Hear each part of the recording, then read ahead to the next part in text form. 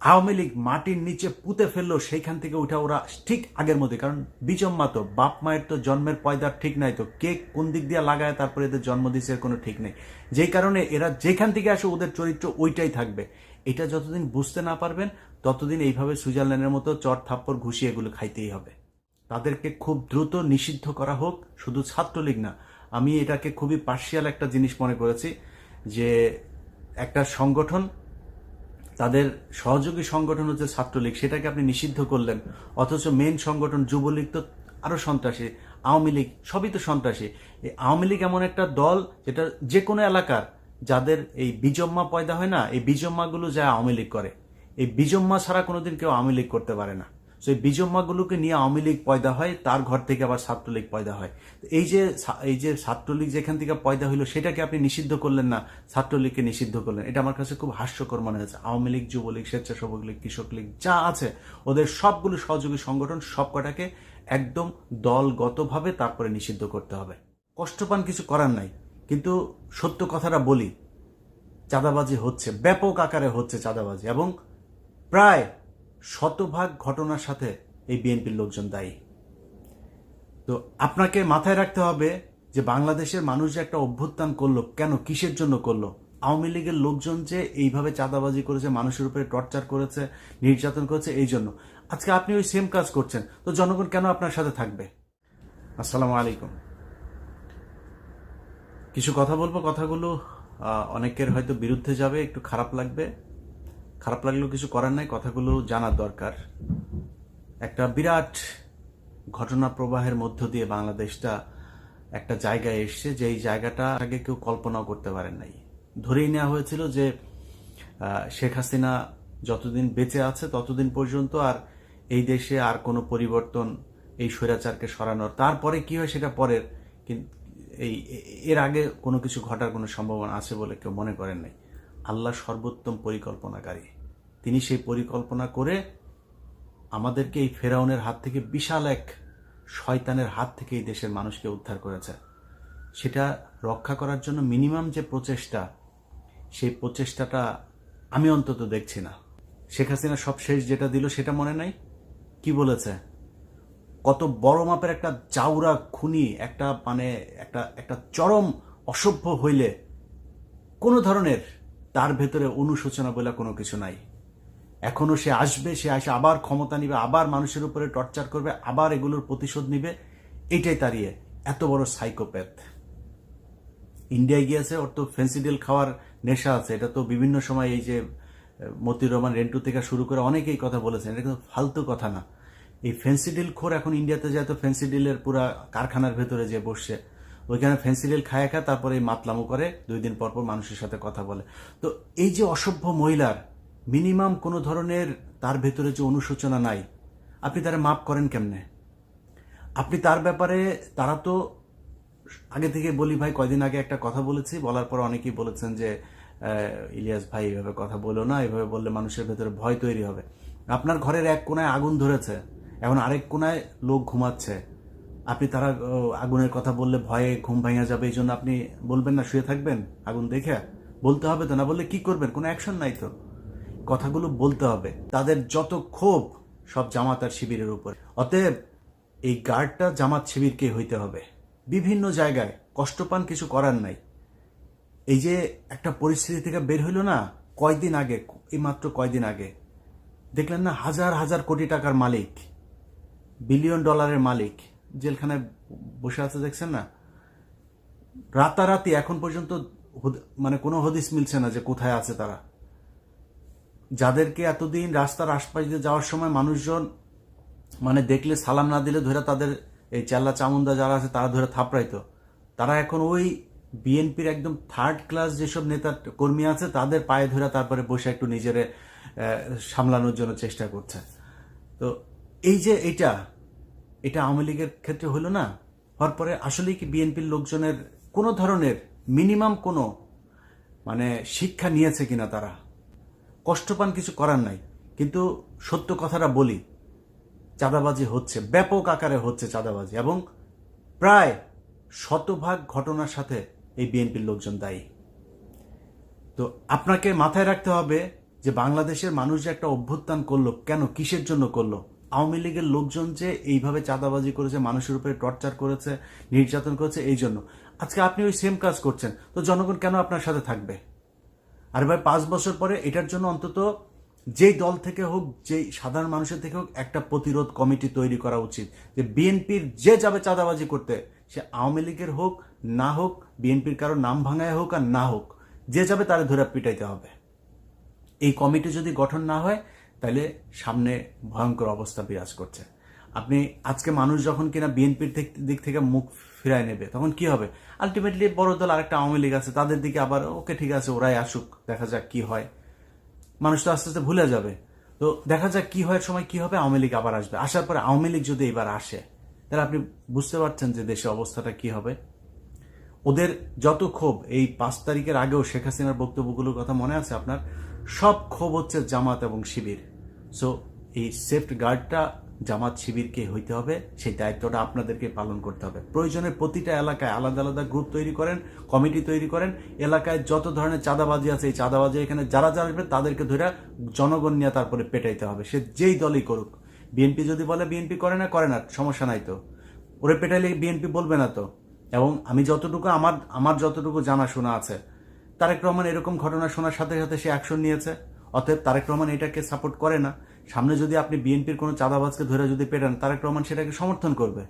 So আমি মনে করি যারা বিএনপির নাম ভাঙায় তারপরে এই চাঁদাবাজিগুলো করছে, সেই জায়গাগুলো ঠিক করা দরকার। হাজার হাজার কোটি কোটি টাকা যারা এই করেছে, ইনকাম করেছে, মিনিমাম, একদম মিনিমাম লেভেলের যদি নাকি একটা শিক্ষাও যদি এটার থেকে নিত, তাহলে অন্তত চিন্তা করতো যে এত টাকা পয়সা কামায় কি করবো। আরে ভাই, দামি দামি গাড়ি ফেলায় চলে গিয়েছে, টাকার বস্তা এগুলো ঘরের মধ্যে ফেলে চলে গিয়েছে, রাখতে পারেন। এত টাকা করবেনটা কি? লাভ কি? আমার এটা বুঝান। ধরেন আমার যদি নাকি এখন নিউ ইয়র্কে 3টা বাড়ি থাকে, খুব স্বাভাবিকভাবে কোশ্চেন উঠবে যে ওর এত বাড়ি কোত্থেকে আসলো। আমার বাড়ি নাই, আমি ভাড়া থাকি, আমি একদম পুরো, আমি যে আমাকে যেভাবে কোশ্চেন করবে আমি সেভাবে তার সাথে আমার ব্যাপারে হিসাব দেব। তো আমার যদি নাকি সর্বোচ্চ হইতে পারে, তাহলে একটা বাড়ি হইতে পারে। সর্বোচ্চ যদি হইতে পারে, ব্যাংকে হয়তো 10 লাখ টাকা থাকতে পারে, বাংলাদেশি টাকা $10,000 থাকতে পারে হয়তো। তো এর বেশি যখন আমার অ্যাকাউন্টে যখন 100-200 কোটি টাকা থাকবে, তখনই তো এটা অস্বাভাবিক, ওইটাই তো আমার জন্য অসম্মানজনক। সবাই বুঝবে যে ও চোর। এই যে এখন যারা চোর হিসাবে যাদের নাম আসছে, এই চোরেদের লজ্জা লাগে না? অতএব এটা থেকে একটু শিক্ষা নেওয়া দরকার। মানুষের টাকার দরকার আছে ভাই, কিন্তু এইভাবে না তো।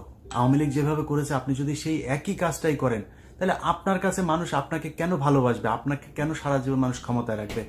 একটু শিক্ষা নেওয়া দরকার এই দেশের মানুষকে।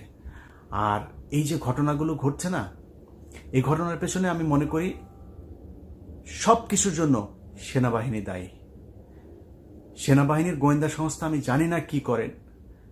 এর মাঝখানে অনেকগুলো গোয়েন্দা ব্যর্থতার ঘটনা ঘটেছে, এবং সামনে আপনারা ভালো করলেও এই দেশের ভালো, খারাপ করলে এই দেশের ক্ষতি হবে। আপনাদের হাতে এই দেশটা। অতএব আপনি যিনি মেজর জেনারেল আছেন, যিনি কর্নেল আছেন, যিনি লেফটেন্যান্ট জেনারেল আছেন, ব্রিগেডিয়ার জেনারেল আছেন, আপনাদের কাছে অনুরোধ, এই দেশের মানুষ গেল 15 বছরে আপনাদেরকে দেখলে থুতু দিত। 4 তারিখের আগ পর্যন্ত আপনাদেরকে দেখলে ভুয়া ভুয়া বলে তারপরে মানুষ স্লোগান দিয়েছে। এটা আপনাদের কর্মের ফসল। সামনে এমন কোনো স্বপ্ন দেখেন না, এমন কোনো কাজ করেন না যেটার কারণে আবার ফের সেনাবাহিনীর গায়ে মানুষ থুতু দেয়। একটা সুযোগ পেয়েছেন, আপনাদেরকে কিন্তু মানুষ ক্ষমা করে দিয়েছে, এবং ওয়াকার এ পর্যন্ত যা যা করেছে তার জন্য মানুষ তার উপরে যে খুব ক্ষিপ্ত তা না।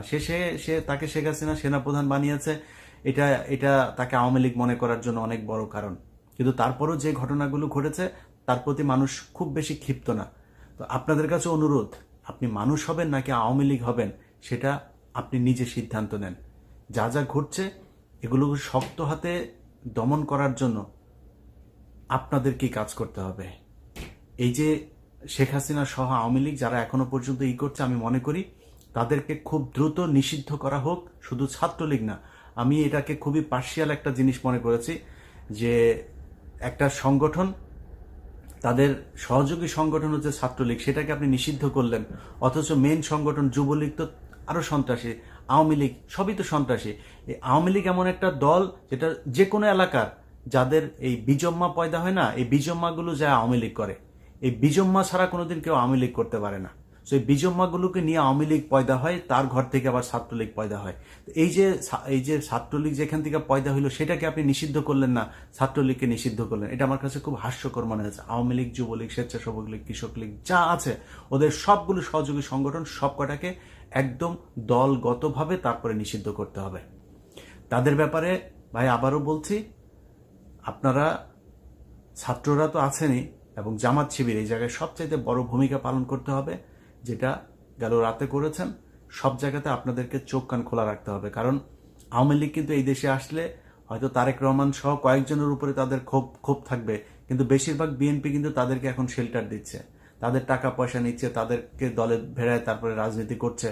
সো জামাত শিবিরকে এই জায়গায় খুব বেশি সতর্ক থাকতে হবে এবং ছাত্রদেরকে সতর্ক থাকতে হবে। আর উপদেষ্টা পরিষদে ডক্টর মোহাম্মদ ইউনূস সহ তারপরে আসিফ নজরুল আপনাকে নিয়ে সমালোচনা করছে। যদি রয়ের এজেন্ট হয়ে না থাকেন তাহলে আশা করি এই যে ঘটনা ঘটলো আপনার সাথে বিদেশে, যে এটা আপনার সুইজারল্যান্ডের ঘটনাটা আপনার জন্য যথেষ্ট। এটা বোঝা যে আপনার শত্রুকে, আপনি এই দল এদেরকে যেভাবে শেখ মুজিবের ছবি আপনি ঘরের ভেতরে টানায় রেখে তারপরে আপনি শেখ হাসিনাটা নামিয়েছেন, এই যে একটা কাজ করেছেন না, এটার জন্য আপনার এই সুইজারল্যান্ডের ঘটনা আপনি পাওনা ছিলেন। আওয়ামী লীগ কি জিনিস এটা আপনি এখনো বুঝতে পারেন নাই। আওয়ামী লীগ মাটির নিচে পুঁতে ফেললো, সেইখান থেকে উঠা ওরা ঠিক আগের মধ্যে, কারণ বিজম্মা তো বাপ মায়ের তো জন্মের পয়দার ঠিক নাই, তো কে কোন দিক দিয়ে লাগায় তারপরে এদের জন্ম দিচ্ছে কোনো ঠিক নেই। যেই কারণে এরা যেখান থেকে আসে ওদের চরিত্র ওইটাই থাকবে। এটা যতদিন বুঝতে না পারবেন ততদিন এইভাবে সুইজারল্যান্ডের মতো চট থাপ্পড় ঘুষিয়ে এগুলো খাইতেই হবে। সামনে যদি এদেরকে যদি কন্ট্রোল করতে না পারেন, পরিস্থিতি শুধু জামাত শিবির না, যারা এখন উপদেষ্টায় আছেন, যারা এই ছাত্র সংগঠনে আছেন, জামাত শিবির সবাইকেই করতে হবে, সেই সাথে বিএনপিরও পানা থাকবে। অতএব সবচেয়ে বড় দল বিএনপি এবং আমার বিশ্বাস বিএনপির সামনে ক্ষমতায় আসবে। আপনাদেরকে সবচাইতে বেশি মানে দায়িত্বশীল ভূমিকা পালন করতে হবে, কারণ আপনি যখন কিনা আওয়ামী লীগকে সুযোগ দিবেন, নমনীয় থাকবেন, আওয়ামী লীগের দলকে নিষিদ্ধ করতে চাবেন না, ছাত্রলীগকে নিষিদ্ধ করার কারণে আপনি আবার প্রতিবাদ জানাবেন, এগুলো করে এদেরকে যখন সহনশীল করবেন না, আপনাকে বুঝতে হবে যে যারা গতকালকে মিটিং করতে চেয়েছে, আরে ভাই তারা কারা, তারা খুন করেছে, খুনের সাথে জড়িত। ধরেন আপনি তো তাকে ডেকে আনেন, তাকে ধরে বলেন নাই যে তুমি ওইটার সাথে ছিলা। এখন এই পরিস্থিতিতে যারা কিনা মাঠে এসছে, তাদের মাঠে আসার মানে এটা কি, প্রিপারেশনটা কি? প্রিপারেশন হচ্ছে যে আসবে তারে ধরে মেরে ফেলতে হবে। এই যে প্রিপারেশন তাদের, যাকে পাবে তাকে মেরে ফেলবে, এটা মানেটা কি?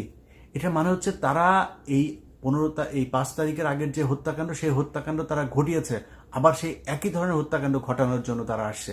অতএব তাদেরকে আমি বলবো যে যেখানে পাওয়া যাবে তারা যেটা করতে এসছে তাদেরকে ওইটাই করে ছাড়তে হবে, ওইটাই করতে হবে তাদেরকে। এদেরকে যদি ছেড়ে দেন, এদেরকে যদি খালি মানে ওই কয়েকটা ভিডিও দেখলাম ন্যাংটা করে ছাড়ছেন, এটা ভাই শাস্তি না তাদের। ওরা যেই শাস্তি এতদিন দিত ওদেরকে ওই শাস্তি দিতে হবে, ওদের ভেতরে সে আতঙ্ক ঢুকাইতে হবে যে এখানে একবার ওদের সামনে পড়লে আর বাঁচা যায় না। এটা যতক্ষণ পর্যন্ত না করবেন ততক্ষণ পর্যন্ত ওরা এইভাবে বিভিন্ন দিক থেকে আপনাকে ভেঞ্চি কাটতে থাকবে। সো পরিস্থিতিটা আমি মনে করি যে খুব সাবধানতার সাথে এটাকে কেয়ার করা উচিত। এটা ফানি বিষয় না।